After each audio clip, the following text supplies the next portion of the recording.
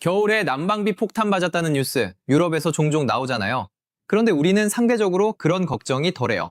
그 바탕에 원전이 있는 거예요. 우리가 평소에 당연하게 누리는 이 값싸고 안정적인 전기가 사실은 수십 년 쌓은 원전 기술 덕분인 거죠. 그런데 말이죠. 이 원자력 발전소라는 게 원래 우리가 종주국이 아니었어요. 원전하면 미국이었고 프랑스였어요. 이 나라들이 수십 년 동안 전 세계 원전 시장을 쥐고 있었죠. 우리는 한참 후발주자, 그러니까 이 사람들한테 기술 배워서 겨우 따라간 나라였어요. 그런데 그 한국이 유럽 한복판에서 무슨 일을 냈습니다. 체코라는 나라가 새 원자력 발전소를 짓기로 했어요. 무려 26조 원짜리 초대형 사업이에요. 그리고 이 사업을 누구한테 맡길지 전 세계가 경쟁했는데 원전 종주국 프랑스가 덤볐어요. 그런데 최종 승자가 프랑스가 아니었습니다. 바로 한국이었어요. 원전의 원조 프랑스를 유럽 안방에서 한국이 이겨버린 거예요. 이게 얼마나 대단한 일이냐면요. 우리가 원전을 해외에 판 게 16년 만입니다. 그것도 콧대 높은 유럽에서요. 도대체 어떻게 후발주자 한국이 원조 프랑스를 유럽 안방에서 꺾은 걸까요? 그 진짜 이유를 하나하나 낱낱이 파헤쳐 보겠습니다. 자, 이 반전이 얼마나 짜릿한 건지 알려면 원래 원전 세계가 어떻게 굴러갔는지부터 봐야 해요. 자, 원전 종주국들 이야기부터 보고 갈게요. 시작하기 전에 구독과 좋아요 한 번씩 눌러주시면 큰 힘이 됩니다. 원자력 발전이라는 게 처음 시작된 게 미국이에요. 20세기 중반에 미국이 원자력을 전기로 바꾸는 기술을 만들었어요. 그 다음 이걸 국가 산업으로 제일 크게 키운 나라가 프랑스예요. 프랑스는 진짜 원전의 나라예요. 나라 전기의 70%를 원전으로 만들어요. 세계에서 원전 비중이 제일 높은 나라 중 하나죠. 그러니까 프랑스한테 원전은 자존심 그 자체예요. 우리가 원전 하나는 세계 최고다. 이런 자부심이 있는 나라입니다. 이 미국하고 프랑스가 수십 년 동안 세계 원전 시장을 나눠 먹었어요. 어디서 원전 짓는다 하면 미국 회사 아니면 프랑스 회사가 가서 지었어요. 다른 나라는 낄 자리가 없었죠? 그럼 그 시절 한국은 뭐였냐? 우리는 손님이었어요. 1970년대에 우리가 처음 원전을 지을 때 우리 손으로 못 지었어요. 미국 기술 가져오고 미국 회사가 와서 지어줬어요. 우리는 옆에서 배웠어요. 설계도 남의 거, 핵심 부품도 남의 거, 기술자도 불러와야 하고요. 한마디로 원전에 관한 한 우리는 완전 후발주자, 아니 거의 막내였던 거예요. 우리 나이 있으신 분들은 기억하실 거예요. 옛날엔 뭐든 선진국 기술을 가져와야 하잖아요. 자동차도 그랬고, 반도체도 그랬고, 원전도 그랬어요.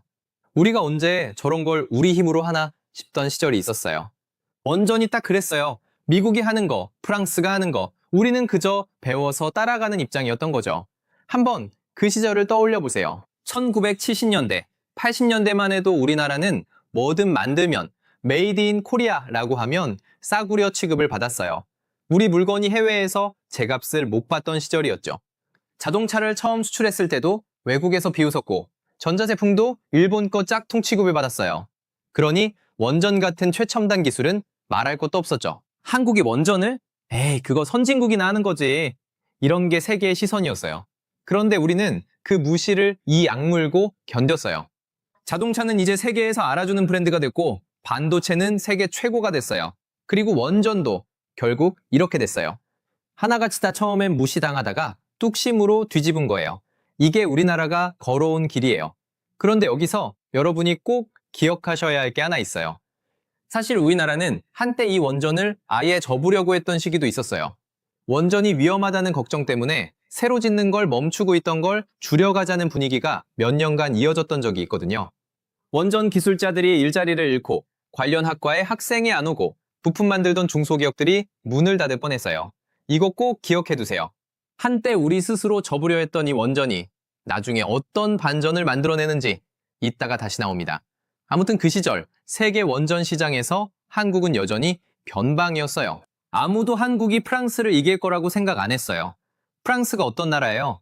원전의 자존심, 원전의 원조잖아요. 유럽에서 원전을 짓는다? 그럼 당연히 프랑스지. 감히 아시아의 한국이? 이게 상식이었어요. 바로 그 상식이 체코에서 완전히 깨져버립니다. 자, 이제 사건의 현장으로 가볼게요. 체코라는 나라가 있어요. 유럽 중앙에 있는 나라죠. 이 체코가 전기가 부족해질 걸 걱정하기 시작했어요. 그래서 결정을 내려요. 우리도 큰 원자력 발전소를 새로 짓자. 두코반이라는 곳에 원전 2기를 짓기로 한 거예요. 그런데 이게 보통 사업이 아니에요. 사업비가 무려 26조 원이에요. 여러분, 26조 원이 어느 정도냐면요. 우리나라 웬만한 대기업 1년 매출보다 훨씬 큰 돈이에요. 원전 하나 짓는데 이렇게 어마어마한 돈이 들어가는 거예요. 그러니 전 세계 원전 회사들이 다 눈독을 들였죠. 당연히 프랑스가 나섰어요. 프랑스의 국가대표 원전 회사가 팔을 걷어붙이고 덤볐어요. 유럽 원전은 당연히 우리 프랑스가 지어야지, 이런 자신감으로요. 게다가 체코도 유럽 나라잖아요. 같은 유럽 식구끼리 유럽의 자존심, 프랑스한테 맡기는 게 자연스러워 보였어요. 그런데 이 경쟁에 한국이 뛰어들었어요. 한국수력원자력이라고 우리나라 원전을 책임지는 회사예요. 이 한수원을 중심으로 우리 기업들이 팀을 짜서 들어간 거예요. 사람들이 이걸 팀 코리아라고 불러요. 한국이라는 나라가 팀으로 뭉쳐서 이 사업을 따내려고 도전한 거죠. 처음엔 다들 반신반의했어요. 프랑스가 저렇게 버티는데 한국이 되겠어? 이런 분위기였죠. 유럽 언론도 프랑스가 유력하다고 봤고요. 그런데 결과가 나왔어요. 체코가 선택한 건 프랑스가 아니라 한국이었습니다. 이 소식이 전해졌을 때 유럽이 술렁였어요. 프랑스는 충격을 받았고요. 원전의 원조가 유럽 안방에서 아시아의 후발주자한테 밀린 거예요. 이게 그냥 계약 하나 딴 게 아니에요. 세계 원전 판도가 흔들린 사건이었어요. 프랑스 언론이 이때 어떤 반응을 보였는지 아세요? 충격이라고 했어요. 자존심 상해했죠. 어떻게 우리가 아시아 나라한테 유럽 원전을 뺏길 수 있냐는 분위기였어요. 프랑스 정치권에서도 난리가 났어요. 원전은 프랑스의 자존심인데 그걸 유럽 안방에서 한국한테 내줬으니까요. 우리 입장에서는 이게 얼마나 통쾌한 일이에요. 40년 전 우리한테 기술 가르쳐주던 그 나라를 이제 우리가 정정당당하게 실력으로 이긴 거잖아요. 그리고 이 소식은 유럽을 넘어 전 세계 원전 업계에 퍼졌어요. 원전을 지으려는 다른 나라들이 다 주목한 거예요. 한국이 프랑스를 이겼다고? 그럼 우리도 한국을 봐야 하는 거 아니야? 이렇게 된 거죠. 계약 하나가 한국이라는 나라의 원전 실력을 전 세계에 알리는 광고판이 된 거예요. 그리고 우리한테는 더 특별한 의미가 있었어요. 우리가 원전을 해외에 판 게 무려 16년 만이거든요. 그 오랜 세월 동안 못 팔다가 다시 판 첫 무대가 하필 콧대 높은 유럽이었던 거예요. 자, 그럼 진짜 궁금해지죠? 도대체 어떻게 이긴 걸까요? 프랑스가 뭘 못했고 한국이 뭘 잘한 걸까요? 여기서부터가 진짜입니다. 자, 후발주자 한국이 원조 프랑스를 이긴 이유, 크게 3가지예요. 하나씩 뜯어볼게요. 첫 번째 이유는 가격이에요. 쉽게 말해 한국이 더 쌌어요. 원전은 워낙 큰 돈이 드는 사업이라 몇 퍼센트만 싸도 조 단위로 돈이 차이 나요. 그런데 한국이 프랑스보다 합리적인 가격을 제시한 거예요. 어떻게 더 쌀 수 있었냐? 우리가 원전을 워낙 많이 그리고 꾸준히 지어봤기 때문이에요. 무슨 말이냐면요. 물건을 하나만 만들면 비싸요. 그런데 똑같은 걸 계속 만들면 점점 싸지잖아요. 공정이 익숙해지고 부품값도 깎이고 실수도 줄고요. 한국은 원전을 계속 지어왔어요. 국내에도 짓고 표준 설계를 딱 정해놓고 반복해서 지었어요. 그러니 원가 관리가 세계 최고 수준이 된 거예요. 반대로 프랑스는요. 최근 몇십 년간 원전을 새로 지은 경험이 오히려 적었어요. 오래 안 지으니까 감이 떨어진 거죠. 그래서 비용이 올라간 거예요. 두 번째 이유가 진짜 결정적이에요. 바로 납기, 그러니까 약속한 날짜에 지어주는 능력이에요. 이게 왜 중요하냐면요. 원전은 짓다가 늦어지면 손해가 눈덩이처럼 불어나요. 하루 늦으면 그만큼 이자도 들고 전기도 못 팔고 온갖 비용이 쌓여요. 그러니 발주하는 나라 입장에서는 약속한 날짜에 제대로 지어줄 수 있냐가 가격만큼이나 중요한 거예요. 그런데 여기서 프랑스가 크게 발목을 잡혔어요. 프랑스가 최근에 유럽 다른 나라에 지은 원전들이 있는데 이게 공사 기간이 예정보다 2배씩 늘어났어요. 예산도 훌쩍 초과하고요. 짓다가 몇 년씩 질질 끈 거예요. 이런 게 소문이 다 나 있어요. 체코 입장에서는 불안하죠. 프랑스한테 맡겼다가 우리도 몇 년씩 늦어지면 어떡하지? 반대로 한국은요. 약속을 지킨 실적이 있었어요. 이게 진짜 강력한 무기였어요. 여기서 그 유명한 이야기가 나와요.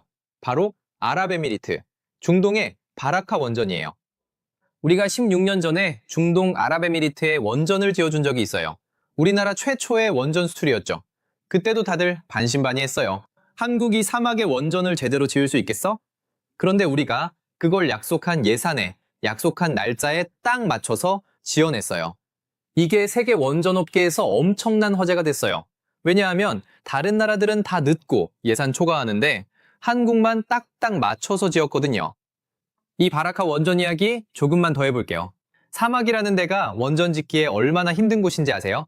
낮에는 50도까지 올라가고 모래바람이 불고 물도 부족해요. 콘크리트 하나 굳히는 것도 보통 일이 아니에요.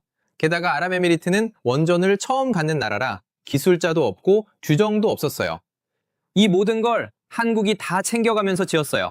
발전소만 지은 게 아니라 그 나라 원전 기술자까지 키워주고 안전 규정 만드는 것까지 도와줬어요. 그렇게 지어낸 바라카 원전이 지금 아랍에미리트 전기의 상당 부분을 책임지고 있어요. 사막 한복판에서 한국이 만든 원전이 쉬지 않고 전기를 뽑아내고 있는 거예요. 아랍에미리트 사람들이 에어컨 시원하게 트는 그 전기 중 상당수가 한국이 지은 원전에서 나오는 거죠. 이게 얼마나 자랑스러운 일이에요. 그리고 이 바라카가 있었기 때문에 체코가 한국을 믿을 수 있었던 거예요. 말로만 우리 잘해요가 아니라 눈에 보이는 증거가 사막에 떡하니 서 있었으니까요. 그러니까 체코 입장에서 한국은 이미 증명된 회사였던 거예요. 쟤네는 사막에서도 약속 지켰잖아. 그럼 믿을만 하지. 이 신뢰가 결정적이었어요. 숫자로 봐도 그래요. 한국 표준 원전은 짓는데 대략 52개월이 걸려요. 그런데 미국형은 57개월, 프랑스형은 60개월이 걸려요. 우리가 제일 빨라요. 빠르다는 건 그만큼 돈이 덜 든다는 거예요. 그리고 빨리 짓는데 사고 없이 짓는다는 건 그만큼 실력이 탄탄하다는 뜻이고요. 이걸 좀 쉽게 비유해 볼게요. 집 짓는다고 생각해 보세요. 어떤 업체는 견적도 싸게 주고 약속한 날짜에 딱 맞춰서 하자 없이 지어줘요. 또 어떤 업체는 견적도 비싸고 짓다가 자꾸 늦어지고 예산도 계속 초과해요. 여러분 같으면 어느 업체한테 맡기시겠어요? 당연히 첫 번째죠. 체코가 딱 그런 선택을 한 거예요. 나라 대 나라의 초대형 사업이지만 본질은 똑같아요. 싸고 빠르고 약속 지키는 쪽을 고른 거예요. 그게 마침 한국이었던 거고요. 이게 참 의미가 커요. 왜냐하면 감정이나 정치로 고른 게 아니거든요. 유럽 나라들끼리 봐주기로 프랑스를 골랐다면 우리가 할 말이 없어요. 그런데 체코는 냉정하게 실력만 보고 한국을 골랐어요. 이건 누가 봐도 인정할 수밖에 없는 승리인 거예요. 실력으로 얻은 거라 아무도 토를 못 다는 거죠. 세 번째 이유는 안전과 신뢰예요. 원전은 무엇보다 안전이 생명이잖아요. 한번 사고 나면 나라 전체가 위험해지니까요. 그런데 한국 원전은 그동안 큰 사고 없이 안정적으로 운영해온 실적이 있어요. 수십 년간 원전을 돌리면서 쌓은 노하우가 있는 거예요. 그리고 아까 말한 것처럼 한국은 밸류 체인, 그러니까 원전에 들어가는 부품부터 기술까지 국내에서 착착 만들어내는 시스템이 잘 갖춰져 있어요. 이게 무슨 뜻이냐면요. 중간에 어디서 부품이 안 와서 공사가 멈추는 일이 적다는 거예요. 처음부터 끝까지 안정적으로 굴러가는 거죠. 정리하면 이래요. 한국이 프랑스를 이긴 건 요인이 아니었어요. 더 싸고, 더 빠르고, 약속을 지키고, 안전하다는 걸 실적으로 증명했기 때문이에요. 체코는 감정으로 유럽 식구 프랑스를 고른 게 아니라 냉정하게 계산기를 두드려서 한국을 고른 거예요. 이게 진짜 실력으로 이긴 거라 더 값진 겁니다. 자, 그런데 여기서 더 깊은 질문을 해볼게요. 한국은 어떻게 이런 실력을 갖게 됐을까요? 남의 기술 배워서 따라가던 후발주자가 어떻게 원조를 앞지르게 됐을까요? 답은 40년이에요. 꾸준함이에요. 한국이 원전을 처음 배운 게 1970년대예요. 그때부터 지금까지 우리는 원전에 멈추지 않고 계속 지어왔어요. 남의 기술로 시작했지만 지으면서 배우고 배우면서 우리 걸로 만들었어요. 처음엔 설계도 남의 걸 썼어요. 그런데 계속 짓다 보니 이건 이렇게 바꾸면 더 좋겠는데? 하는 게 생겨요. 그렇게 조금씩 우리 방식으로 고쳤어요. 부품도 처음엔 수입했는데 국내 기업들이 하나씩 국산화했어요.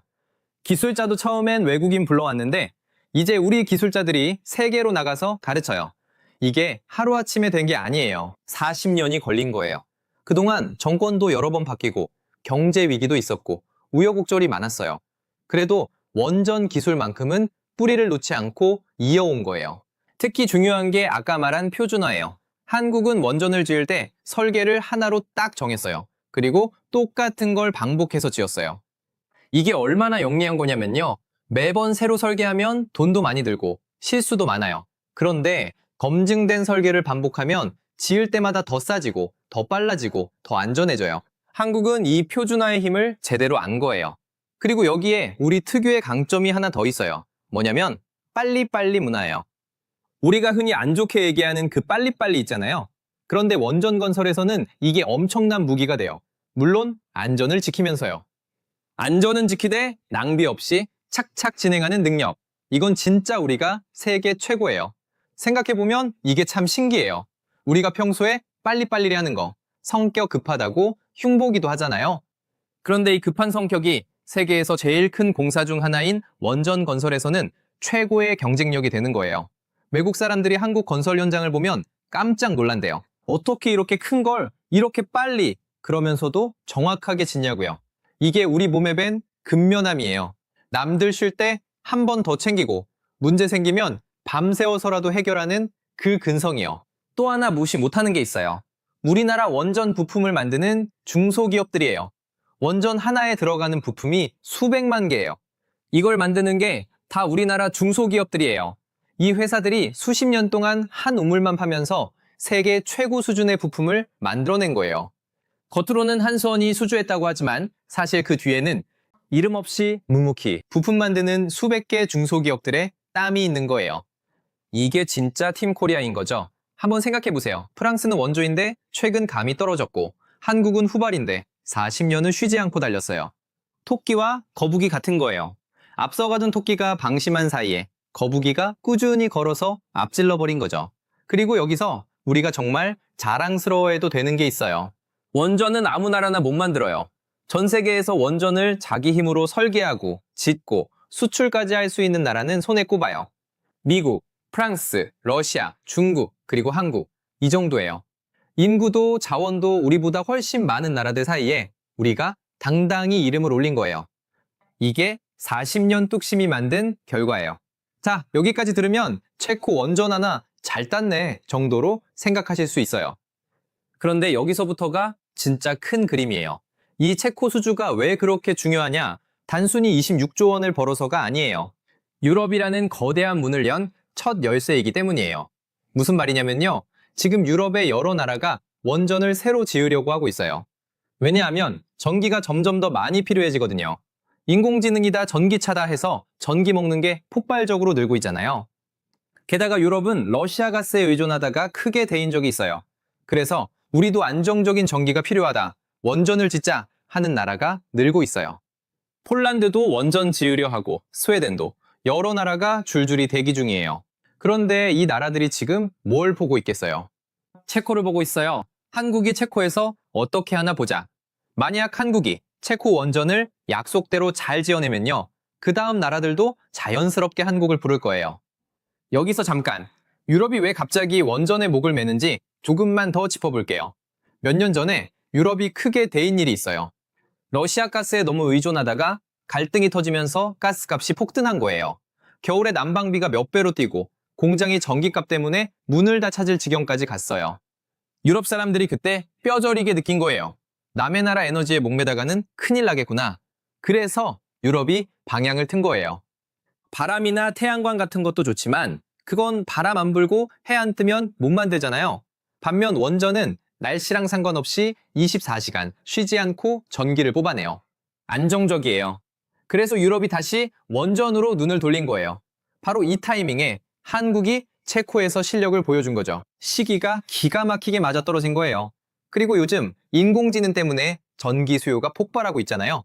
데이터 센터 하나가 웬만한 도시 하나만큼 전기를 먹어요. 이 전기를 어디서 대겠어요? 결국 원전이에요. 그러니 앞으로 원전 수요는 더 늘면 늘었지 줄지 않아요. 한국이 딱 이 흐름의 길목에 서 있는 거예요. 이게 바로 도미노예요. 첫 번째 도미노가 체코고 그 뒤로 유럽 나라들이 줄줄이 넘어갈 수 있는 거예요. 26조짜리 사업이 수백 조짜리 시장으로 이어질 수 있다는 뜻이에요. 실제로 원전 하나를 잘 지으면 그게 살아있는 증거가 돼요. 체코에 한국 원전이 딱 서서 잘 돌아가면 그걸 본 옆 나라가 우리도 저거 라고 하는 거예요. 100마디 말보다 실물 하나가 더 강력한 거죠. 아까 바라카가 체코를 설득했듯이 이번엔 체코가 폴란드를, 폴란드가 또 다른 나라를 설득하는 연쇄가 일어나는 거예요. 이렇게 하나씩 실적이 쌓이면 나중엔 유럽 원전은 한국이라는 공식이 만들어질 수도 있어요. 상상만 해도 가슴 벅찬 일이죠. 그리고 더 큰 의미가 있어요. 표준이 되는 거예요. 무슨 말이냐면요. 한번 한국 원전으로 지어놓으면 그 다음에 정비하고 부품 갈고 고치는 것도 다 한국식으로 해야 해요. 원전은 한 번 지으면 60년, 80년을 돌려요. 그 긴 세월 동안 계속 한국 부품 쓰고 한국 기술자 부르고 한국이랑 협력해야 하는 거예요. 그러니까 원전 하나를 수출하는 건 그 나라랑 수십 년짜리 관계를 맺는 거예요. 한 번 팔면 두고두고 이어지는 장상인 거죠. 여기서 진짜 통쾌한 반전이 있어요. 예전엔 우리가 남의 기술 빌려 쓰던 나라였잖아요. 미국 거, 프랑스 거 가져다 썼어요. 그런데 이제 거꾸로 됐어요. 유럽 나라들이 한국 기술을 빌려 쓰는 거예요. 우리 표준을, 우리 부품을, 우리 방식을 유럽이 따라오는 거예요. 배우던 나라에서 가르치는 나라로, 의존하던 나라에서 의존받는 나라로 완전히 입장이 뒤바뀐 거예요. 이게 얼마나 대단한 반전인지 40년 전 남의 기술 배우던 시절을 생각하면 정말 상상도 못할 일이에요. 우리 부모님 세대는 이런 날이 올 거라고 상상이나 하셨을까요? 그리고 원전 수출이 좋은 이유가 또 있어요. 이게 어마어마한 일자리를 만들어요. 원전 하나 짓는데 몇 년이 걸리고 그동안 수만 명이 일해요. 설계하는 사람, 부품 만드는 사람, 짓는 사람, 나중에 정비하는 사람까지요. 게다가 부품 만드는 중소기업들이 다 같이 먹고 살게 돼요. 대기업 하나만 잘 되는 게 아니라 그 밑에 딸린 수백 개 회사가 같이 일감을 얻는 거예요. 이게 진짜 좋은 수출이에요. 나라 전체에 골고루 돈이 도는 거니까요. 그리고 원전 같은 걸 수출하면 그 나라랑 관계가 끈끈해져요. 60년, 80년을 같이 가야 하는 사이가 되니까요. 이건 단순히 물건 파는 게 아니라 나라와 나라가 오래 손잡는 거예요. 이런 게 쌓이면 우리나라의 위상이 올라가는 거죠. 한국은 믿을 수 있는 나라, 첨단 기술을 가진 나라라는 이미지가 세계에 박히는 거예요. 자, 이제 아까 제가 예고했던 그거 기억나시죠? 우리나라가 한때 원전을 접으려고 했던 시기가 있었다는 이야기요. 여기서 그게 다시 나옵니다. 생각해보면 정말 아슬아슬했어요. 만약에 그때 우리가 원전을 진짜로 다 접었다면요. 지금 이 체코 수준은 없었을 거예요. 원전 기술자들이 다 일자리를 잃고 부품 만들던 기업들이 다 문을 닫고 관련 학과의 학생이 끊겼다면 40년 쌓은 실력이 한순간에 무너졌을 거예요. 원전 기술이라는 게 무서운 게 한 번 끊기면 다시 살리기가 정말 어려워요.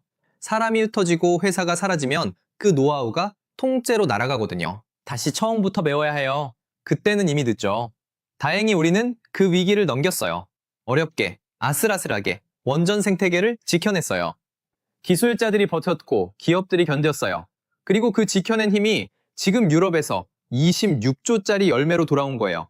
한번 상상해보세요. 만약에 우리가 그때 원전은 위험하니까 다 접자 하고 기술자들을 다 내보냈다면요. 지금 체코가 한국을 찾아왔을 때 우리는 뭐라고 했을까요? 죄송합니다. 저희 이제 원전 못 지어요. 이렇게 됐을 거예요. 40년 쌓은 걸 몇 년 만에 날려버리고 눈앞에 온 26조짜리 기회를 놓쳤을 거예요. 생각만 해도 아찔하죠? 그래서 저는 이 대목에서 참 여러 생각이 들어요. 어떤 기술이나 산업을 두고 이제 이건 낡았다, 적자 하기가 참 쉽거든요. 당장 힘들고 돈 안 되면 더 그렇죠. 그런데 한 번 접으면 되돌리기가 정말 어려워요. 반대로 어렵더라도 씨앗을 지켜두면 언젠가 그게 거목이 되는 거예요. 원전이 딱 그 교훈을 우리한테 보여준 거예요. 이게 저는 이 이야기에서 제일 중요한 대목이라고 봐요. 눈앞에 위험해 보인다고, 당장 돈이 안 된다고 접었으면 어땠을까요? 40년에 쌓아온 걸 몇 년 만에 다 날렸을 거예요. 그런데 어렵게라도 지켜냈더니 이렇게 세계 무대에서 빛을 발한 거예요. 우리 인생도 그렇잖아요. 오래 쌓아온 실력이나 기술은 당장 빛이 안 나도 함부로 버리면 안 되는 거예요. 언젠가 그게 결정적인 무기가 되는 순간이 오니까요. 한국 원전이 딱 그걸 보여준 거예요. 40년을 지켜낸 뚝심이 유럽 안방에서 원조 프랑스를 꺾는 힘이 된 거죠. 생각해보면 우리나라가 이렇게 지켜내서 세계 최고가 된 게 원전만이 아니에요. 조선도 그랬어요. 한때 일본한테 다 밀린다고 했는데 지금 세계에서 제일 어려운 배들은 다 한국이 만들어요. 반도체도 그랬고요. 하나같이 다 이제 접어야 하나 싶던 위기를 넘기고 이악 물고 버텨서 세계 정상에 선 거예요. 우리 민족한테는 뭔가 이런 게 있는 것 같아요. 벼랑 끝에 몰릴수록 더 독하게 버티는 힘이요. 원전이 그 대표적인 예인 거죠. 그리고 이런 성취 뒤에는 항상 이름 없는 분들의 헌신이 있어요. 위기 때 회사를 떠나지 않고 버틴 기술자들, 일감이 없어도 문 닫지 않고 견딘 중소기업 사장님들, 그리고 그 가족들이요. 이분들이 없었으면 지금의 이 영광도 없었을 거예요. 그러니 오늘 이 소식은 그렇게 묵묵히 버텨준 모든 분들의 승리이기도 한 거예요. 자, 오늘 이야기를 정리해 볼게요. 후발주자였던 한국이 원전의 원조 프랑스를 유럽 안방에서 이겼어요. 26조짜리 체코 원전을 따냈고 이건 16년 만의 해외 수주이자 유럽으로 가는 거대한 문을 연 첫 열쇠였어요. 그리고 그 힘은 40년을 쉬지 않고 쌓은 실력, 그리고 위기 속에서도 그걸 지켜낸 뚝심에서 나왔어요. 물론 우리가 마냥 들뜨기만 할 일은 아니에요. 정직하게 말씀드리면 앞으로 갈 길도 있어요. 체코 원전은 이제 막 계약을 한 거예요. 진짜 실력은 앞으로 몇 년에 걸쳐서 이 원전을 약속대로 사고 없이 예산 안에서 지어내야 증명되는 거예요. 짓다가 늦어지거나 문제가 생기면 애써 쌓은 신뢰가 흔들릴 수도 있어요. 그러니 지금부터가 진짜 시작인 거죠. 유럽이 지켜보고 있으니까요. 또 원전은 안전이 무엇보다 중요하잖아요. 수출을 많이 하는 것도 좋지만 하나를 짓더라도 철저하게 안전하게 짓는 게 먼저예요. 넘어야 할 산은 분명히 남아 있어요. 하지만 저는요, 한번 믿어보고 싶어요. 40년 동안 남의 기술 배워서 여기까지 온 나라잖아요. 사막에서도 약속을 지켰고 유럽 안방에서 원조를 꺾은 나라예요. 이런 뚝심이면 남은 산도 넘어낼 거라고 저는 믿어요. 그리고 오늘 이야기가 우리한테 주는 교훈이 하나 있는 것 같아요. 앞서간다고 방심하면 따라잡히고 뒤처졌다고 포기하지 않으면 앞지른다는 거예요. 프랑스는 원조라는 자만의 감을 잃었고 한국은 후발이라는 처지에도 40년을 묵묵히 걸어서 앞질렀어요. 이거 우리 삶에도